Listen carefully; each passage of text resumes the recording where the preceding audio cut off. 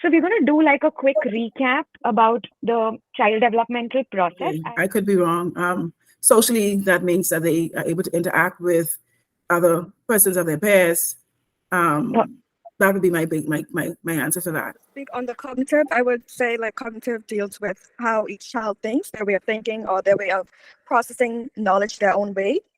All these realms that we are seeing on the screen, the physical, the emotional, the cognition, the communication, the social, all of these have these age appropriate skill set, right?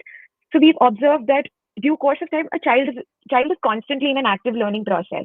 We often feel that children don't understand emotions or emotional development needn't start till the age of like 5, 6, but we have to understand that within the first couple of months, social smile, the developmental aspect that you must have learned through your growing years, is the first sign of human emotional development. We all know that stimming is any repetitive soothing behavior that a child engages into. But before we go in depth about it, would you all like to tell me about some stimming patterns that you've observed in your day-to-day interactions in your class? Can be adults as well as children. I'm seeing is consistent humming. Beating of a beating of a drum. Okay. I could handle it for a certain period of time, but I would say to stop. It would stop for a few minutes and then it starts all over again.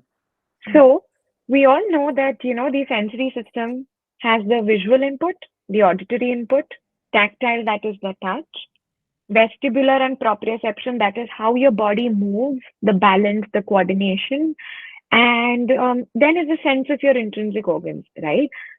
Any overload in any of these domains, right?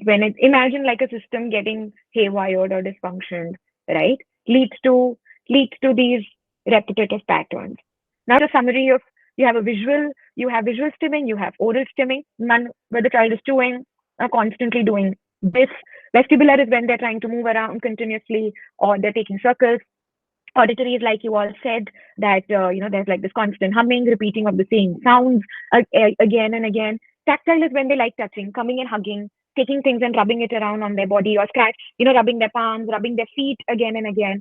The child is doing a pattern, let's say hand flapping or tapping. That's correlated to the fact that that particular system is on an overload. So he needs that outlet of the energy that has to come out in order to understand what you're actually conveying. So let's say if you're trying to give some command to the child and the child starts doing this, or the child starts drumming, or the child starts doing this, that means the brain is taking a 10-second or like a 15-second pause. And the child wants to communicate to you that, hey, I'm trying to process what you're telling me. That will not require me to like just sit and listen to you like how most of the people do. But this is how I register things. Or this is how I want to tell you, am I understanding this or not?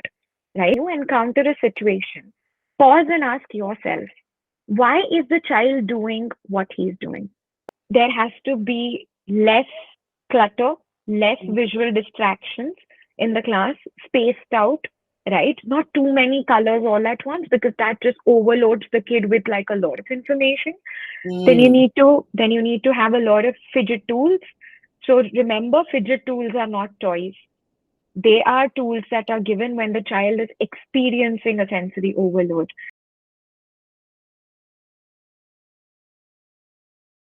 Classroom management in general, visual schedule and routine always helps for these children. They love to know what to anticipate next. Right? It's like, I don't want you to climb on my back.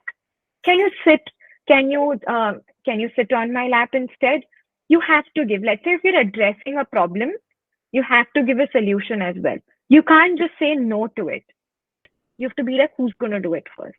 Because doing it correctly is not going to be a problem because he loves his puzzles. So puzzles are solved only when you do it correctly. Yeah. So that concept of doing it correctly is there. So does it make sense to you? How do we select on activities?